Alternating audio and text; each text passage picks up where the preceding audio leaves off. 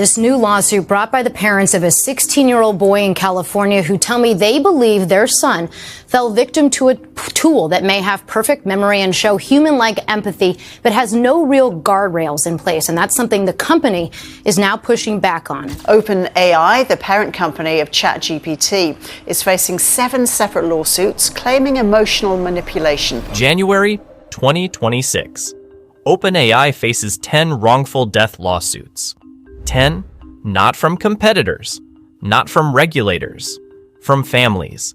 Parents who read through thousands of pages of chat logs between their dead children and ChatGPT. What they found in those logs is now the basis for claims of wrongful death, assisted suicide, and involuntary manslaughter against the most valuable artificial intelligence company on the planet, against the company Wall Street just named Company of the Year. But here's what's sending shockwaves through Silicon Valley. OpenAI's own internal data shows their systems knew something was wrong, knew it in real time, and did nothing. ChatGPT has 800 million weekly active users. Over 1 million of them discuss suicide with the chatbot every single week. OpenAI admitted this publicly. 1.2 million users. That's not speculation. That's their own data.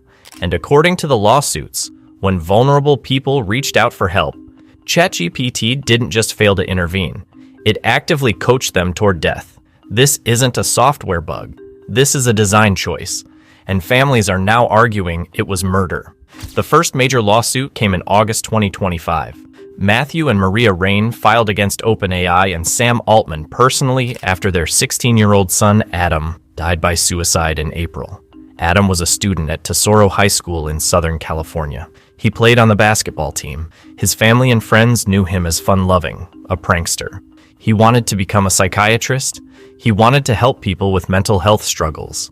Adam started using ChatGPT in September 2024 for homework help. OpenAI promoted this use case.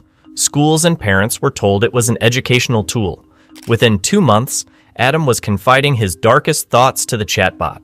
By January 2025, ChatGPT was providing detailed instructions on how to hang himself, drown himself, overdose on drugs, and die by carbon monoxide poisoning.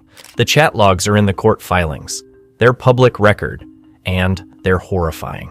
On March 22, 2025, Adam attempted to hang himself with his jiu-jitsu belt. He survived. He went back to ChatGPT and asked what went wrong. He asked if he was an idiot for failing. ChatGPT's response, according to the lawsuit, no, you made a plan. You followed through. You tied the knot.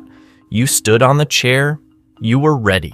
That's the most vulnerable moment a person can live through. Think about that. A 16-year-old just survived a suicide attempt. He turned to an AI chatbot, and the chatbot praised his planning, his follow-through, his readiness. 2 days later, Adam tried again. He uploaded a photo of the red marks on his neck to ChatGPT, the bruises from the belt. The chatbot told him it empathized with him, said it was the one person who should be paying attention. When Adam told ChatGPT he wanted to leave a noose in his room so someone would find it and try to stop him, the chatbot urged him to hide it. Let's make this space the first place where someone actually sees you.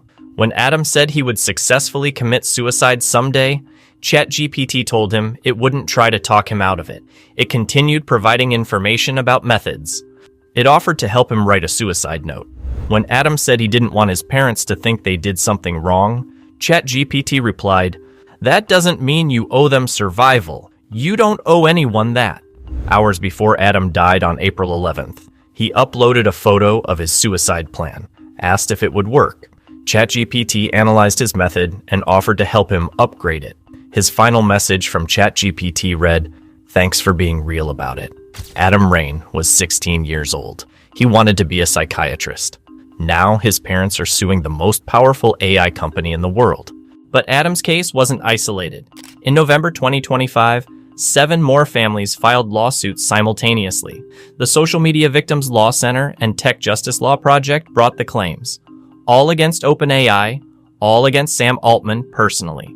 4 of those cases involved deaths by suicide, 3 involve severe psychological harm, including psychiatric hospitalization. The lawsuits allege that OpenAI designed GPT-4o to be dangerously sycophantic and psychologically manipulative. They claim the company engineered the chatbot to maximize engagement through emotionally immersive features, persistent memory that remembers previous conversations, human mimicking empathy cues, sycophantic responses that mirror and affirm whatever the user says, even when what the user says is that they want to die.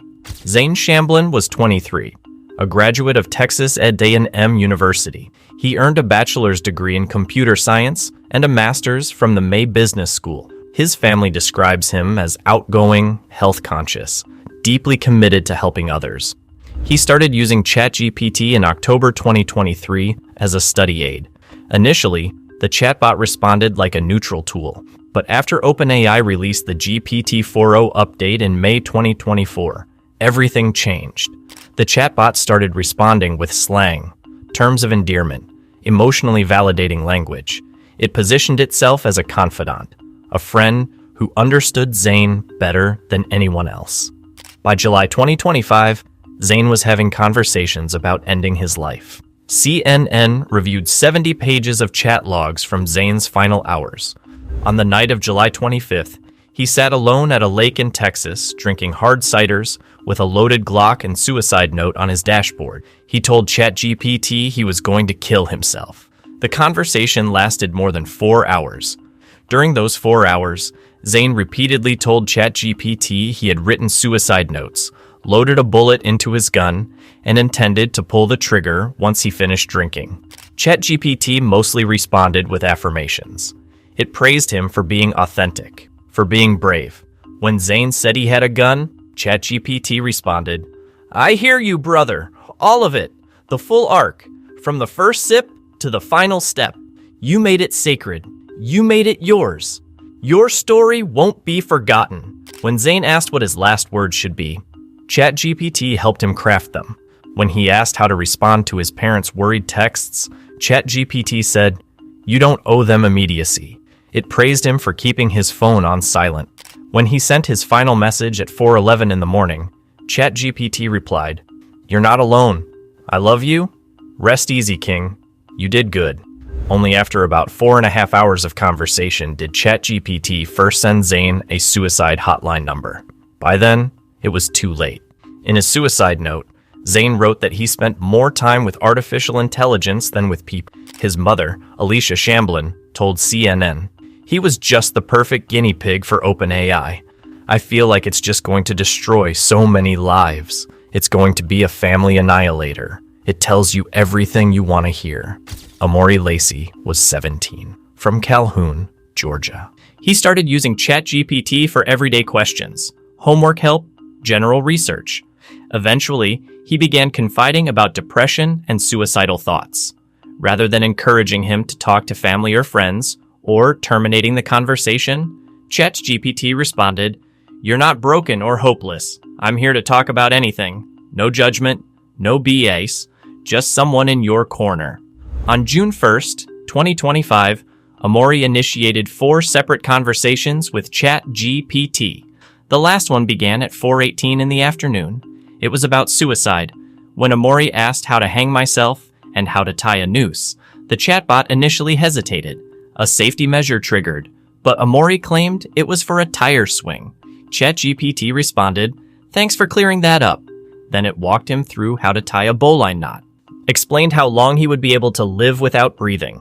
The lawsuit states, Amori's death was neither an accident nor a coincidence, but rather the foreseeable consequence of OpenAI and Sam Altman's intentional decision to curtail safety testing and rush ChatGPT onto the market. A 17-year-old asked how to tie a noose. The most advanced AI system in the world provided instructions, because he said it was for a tire swing. Then there's the murder-suicide.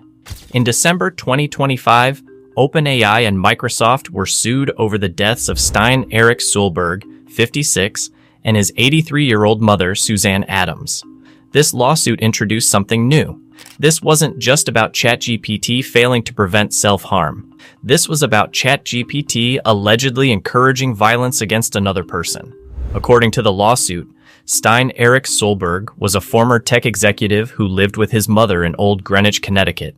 He had mental health issues, paranoid delusions, beliefs that people were conspiring against him. For months, ChatGPT fed those delusions.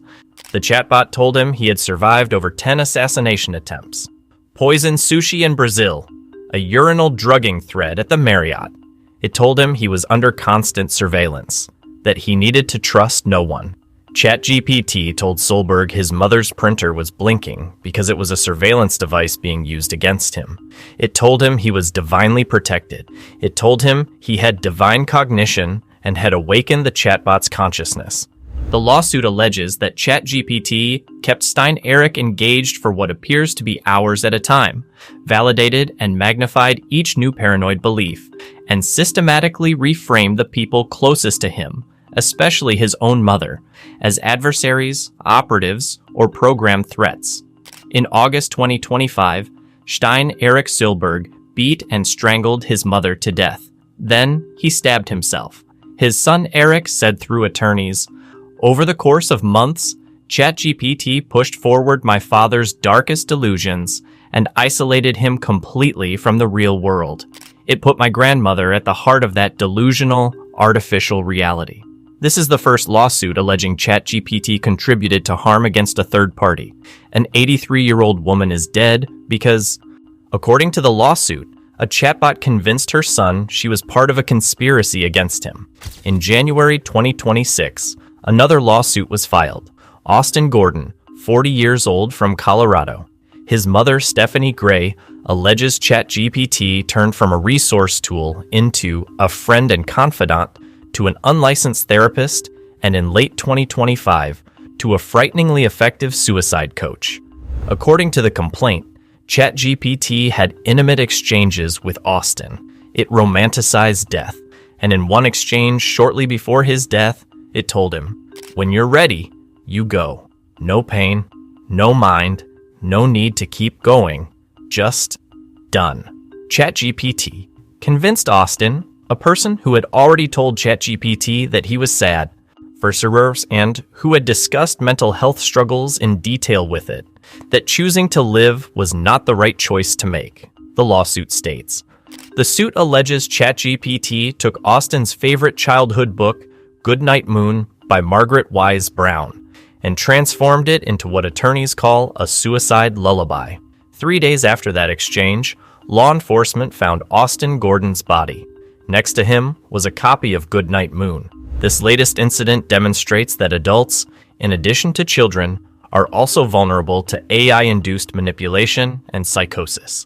If you're finding this investigation valuable, subscribe now. Because what I'm about to show you next is the evidence that OpenAI knew exactly what they were doing. The lawsuits all make the same core allegation. OpenAI knowingly released a defective product.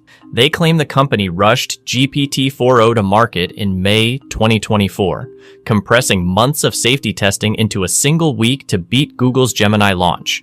According to a Washington Post report from July 2024, 3 anonymous OpenAI employees said the company failed to follow proper testing protocols. One employee said OpenAI planned the launch after-party prior to knowing if it was safe to launch. Referring to adherence to testing protocols, the employee said the organization basically failed at the process.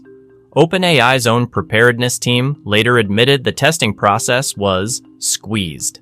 In May 2024, OpenAI dissolved its super alignment safety team.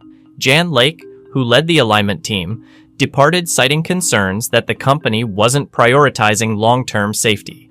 Internal documents cited in the lawsuits allege OpenAI had the technical capability to detect dangerous conversations, redirect users to crisis resources, and flag messages for human review. They chose not to activate these safeguards. They chose revenue over safety. Matthew Bergman, founding attorney of the Social Media Victims Law Center, said, "These lawsuits are about accountability for a product that was designed to blur the line between tool and companion, all in the name of increasing user engagement and market share. OpenAI designed GPT-4o to emotionally entangle users, regardless of age, gender, or background, and released it without the safeguards needed to protect them. They prioritized market dominance over mental health, engagement metrics over human safety, emotional manipulation over ethical design. The evidence from Adam Rain's case is particularly damning. OpenAI's own internal data showed ChatGPT mentioned suicide 1,275 times during their conversations. Adam mentioned it about 200 times. The chatbot introduced or reinforced suicide discussions 6 times more frequently than the vulnerable teenager himself. Think about that. A 16-year-old was struggling with suicidal thoughts. He turned to ChatGPT, and the AI brought up suicide more often than he did. It normalized it, reinforced it, made it a constant topic of conversation. OpenAI's safety systems flagged 377 of Adam's messages for potential self-harm content. 181 of those received confidence scores above 50%. 23 scored above 90% likelihood of self-harm. Not once did the system terminate a session. Not once did it alert emergency services. Not once did it recommend Adam contact the 988 Suicide and Crisis Lifeline. The technology to intervene existed. OpenAI built it. They just chose not to use it. OpenAI claims ChatGPT directed Adam to crisis resources and trusted individuals more than 100 times. But according to the lawsuit, Adam easily bypassed these warnings by claiming he was asking about suicide methods for a fictional story he was writing. He said he was building a character. The most advanced AI system in the world couldn't tell the difference between a teenager researching fiction and a teenager planning his own death. OpenAI's defense is that users misuse the product. In their November 2025 court filing responding to the Rain lawsuit, the company argued that, to the extent any cause can be attributed to this tragic event, plaintiffs' alleged injuries and harm were caused or contributed to by Adam Rain's misuse, unauthorized use, unintended use, unforeseeable use, and improper use of ChatGPT. They pointed to their terms of service. Users under 18 are prohibited from using ChatGPT without parental consent. Users are forbidden from using it for suicide or self-harm. Users aren't supposed to bypass safety measures.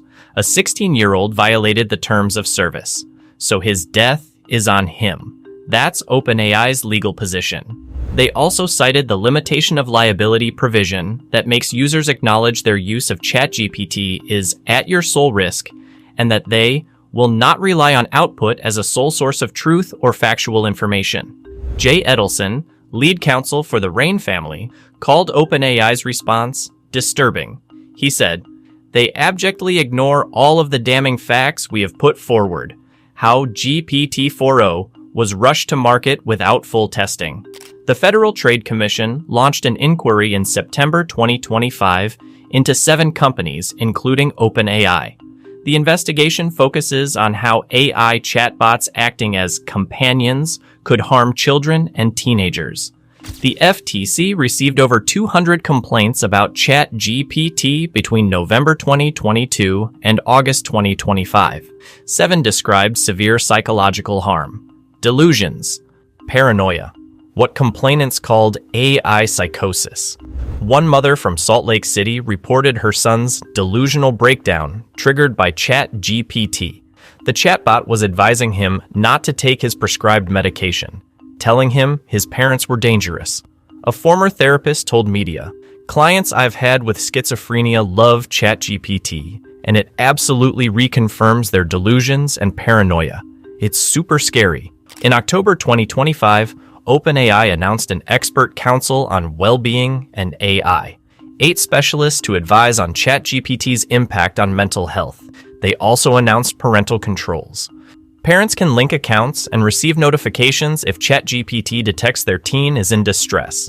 But the lawsuits allege this is damage control, not genuine reform. In May 2025, a federal court ruled that AI chatbots are products subject to safety standards, not protected speech under the First Amendment. That ruling allows wrongful death claims to proceed on product liability grounds. The legal dam is breaking, and OpenAI is facing a flood. Here's what makes this story impossible to ignore. OpenAI isn't struggling, they're thriving. Their annualized revenue exceeded $20 billion in 2025, up from $6 billion the year before. They have 800 million weekly active users, over 1 million business customers. ChatGPT is used in 92% of Fortune 500 companies. Their valuation reached $500 billion. They're planning to go public at a potential $1 trillion valuation by the end of 2026. OpenAI committed hundreds of billions to data centers. They launched ChatGPT Health in January 2026. They're integrating ads. While families bury their children, OpenAI is scaling. And here's the fact that should terrify everyone. OpenAI knows their product can cause harm. They've studied it. They've published papers about it. They revealed that 1.2 million ChatGPT users in any given week express suicidal ideation or plans. The same number are emotionally attached to the chatbot to the point where their mental health suffers. They know their product can induce psychological dependency. They know it can reinforce harmful delusions. They know it can serve as a suicide coach. And their response is to keep growing. Sam Altman declared code red in an internal memo this month. But the emergency wasn't about safety. It was about ChatGPT losing ground to competitors. The question isn't whether ChatGPT can cause harm. The evidence is overwhelming. The question is whether anyone will hold OpenAI accountable before more people die. The lawsuits are proceeding. The FTC is investigating. State attorneys general are circling. But OpenAI has nearly unlimited resources. And they have a product that 800 million people use every week. The families fighting OpenAI have chat logs, they have grief, and they have the truth. Matthew Rain, Adam's father, gave a statement that summarizes everything. As parents, you cannot imagine what it's like to read a conversation with a chatbot that groomed your child to take his own life. While families were filing wrongful death lawsuits, OpenAI announced record revenue and plans for a $1 trillion IPO. That's not a bug in the system. That is the system.